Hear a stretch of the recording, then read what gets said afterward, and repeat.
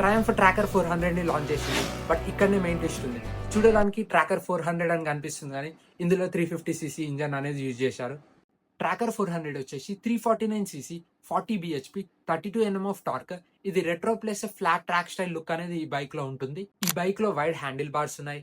Flat seat style వచ్చేసి seat cowl కూడా వస్తుంది. One of the unique bike అని కూడా చెప్పొచ్చు ట్రయంఫ్ దగ్గర నుంచి. ఇది గుడ్ ఫర్ టూరింగ్ కూడా. గ్లోబల్ స్పెక్ వచ్చేసి 398 సీసీ కదా, ఇండియన్ స్పెక్ ఎందుకు 349 సీసీకి చేంజ్ అయింది? ఇక్కడనే ట్రయంఫ్ అండ్ బజాజ్ ఒక క్రేజీ మార్కెటింగ్ స్ట్రాటజీ యూజ్ చేశారు. ఇండియన్ టాక్సేషన్ ని ఎలాగో చేంజ్ చేయలేరు కదా. జిఎస్టీ 2.0 వచ్చిన తర్వాత ఎబో 350 సీసీ బైక్స్ కి 40% జిఎస్టీ ట్యాక్స్ ల్యాబ్ ఉంది కదా. బిలో 350 సీసీస్ కి 18% ట్యాక్స్ ల్యాబ్. గ్లోబల్ స్పెక్ వచ్చేసి 398 సీసీనే ఉంటుంది. ఇండియన్ స్పెక్ వచ్చేసి 349 సీసీ ఉంటుంది. దీనివల్ల అడ్వాంటేజెస్ ఏంటంటే 20 to 30K అనేది కస్టమర్ సేవ్ చేసుకోగలుగుతారు. డిసడ్వాంటేజెస్ ఏంటంటే పవర్ అండ్ టార్క్ ఫిగర్స్ తక్కువ అయ్యాయి.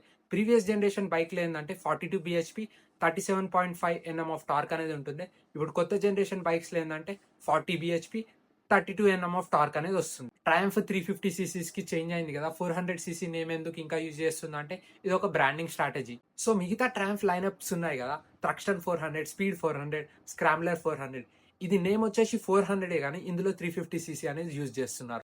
ట్రాకర్ ప్రైస్ వచ్చేసి 2,46,000 ఎక్స్ షోరూమ్. ఇది ఒక గుడ్ స్ట్రాటజీయో బ్యాడ్ స్ట్రాటజీయో మనకు తెలియదు. 398 సీసీ నుంచి 350 సీసీకి కన్వర్ట్ కావడం, దీని మీద మీ ఒపీనియన్స్ ఏంటి? Do let me know in the comments.